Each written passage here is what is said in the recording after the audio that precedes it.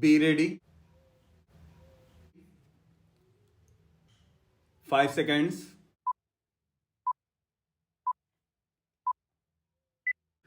Start. In the Indian perspective, this is the only valid meaning of secularism. My government is unequivocally committed to this concept of secularism. My colleagues and I have been nurtured in this tradition.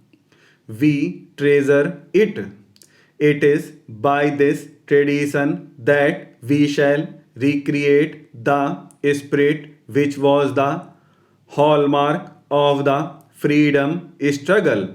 Persons of all religions, all regions, and all professions were working together to create a strong, confident, and resurgent India.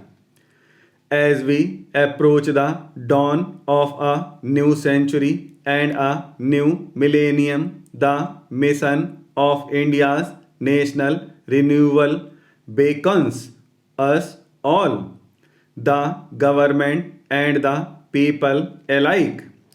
As the first imperative, we must restore the credibility of public life and public institutions, making them once again reliable and independent pillars of state.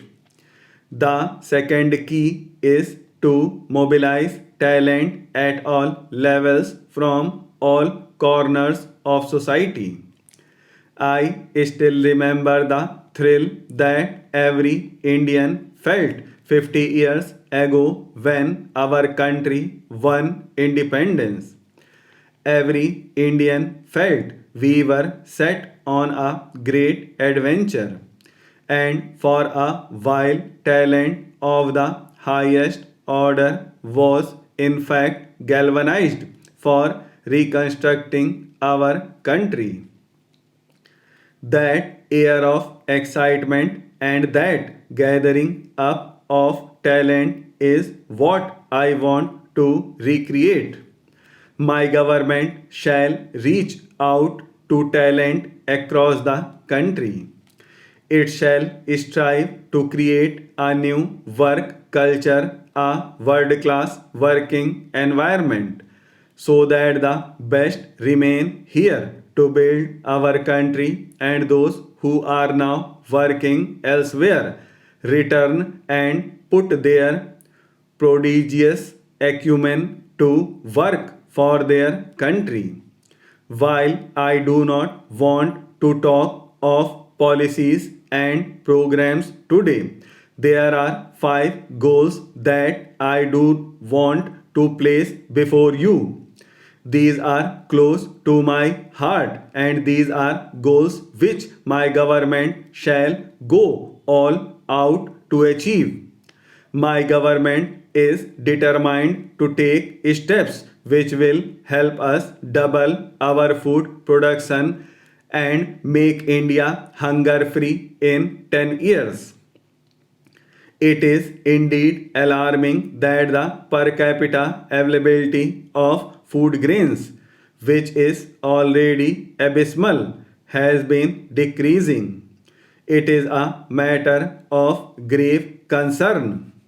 My government is committed to rapid expansion and improvement of India's social infrastructure, drinking water, housing, education, healthcare, and sanitation.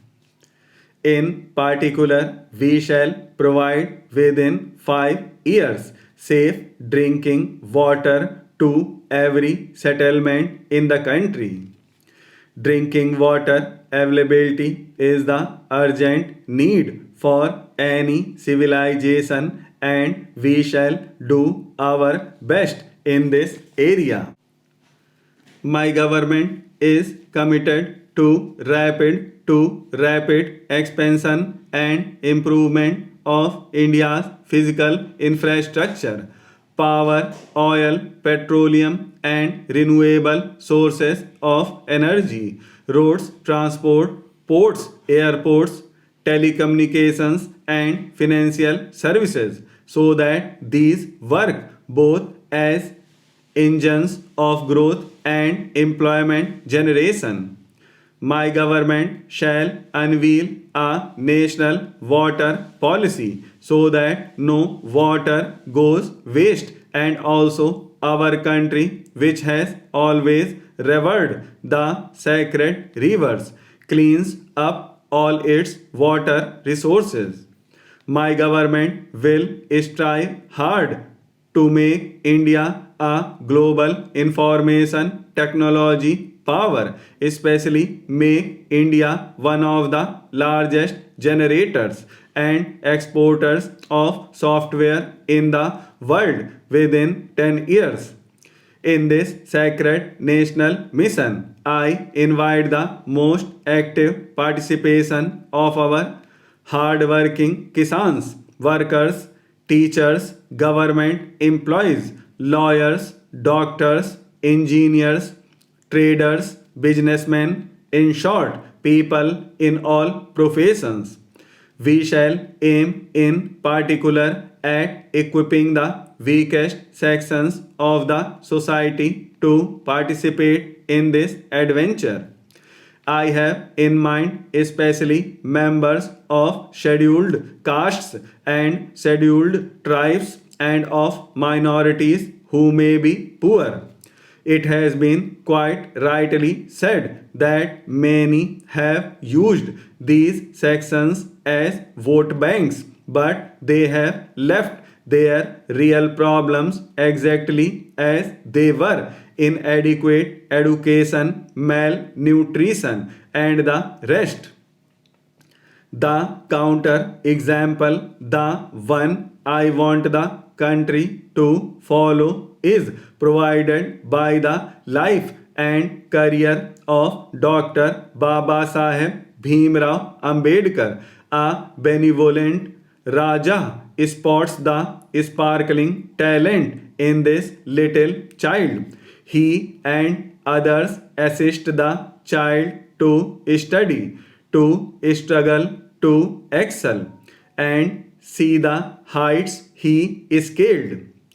A good project was initiated during Sri Rajiv Gandhi's tenure to locate the brightest children from among the poorest sections and to set up the very best schools for them. Like so many good ideas, the scheme has languished. I am particularly anxious to revive it and to multiply it 20-fold. In many ways, the position of women is even more precarious, and it is pivotal to our future. A country cannot even be said to be progressing if one half of its population remains disadvantaged.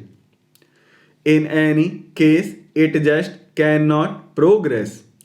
Every study had identified female literacy, female health as the keys that determine so much else. Doubling female literacy within 10 years, vastly improving medical care for daughters and mothers, protecting the self respect of women, empowering them politically through reservation in parliament and state assemblies. These are not just goals that my government shall work towards. These are goals which I shall personally monitor. Another major area of focus will be restructuring of center state relations, went to decentralize financial powers to the states.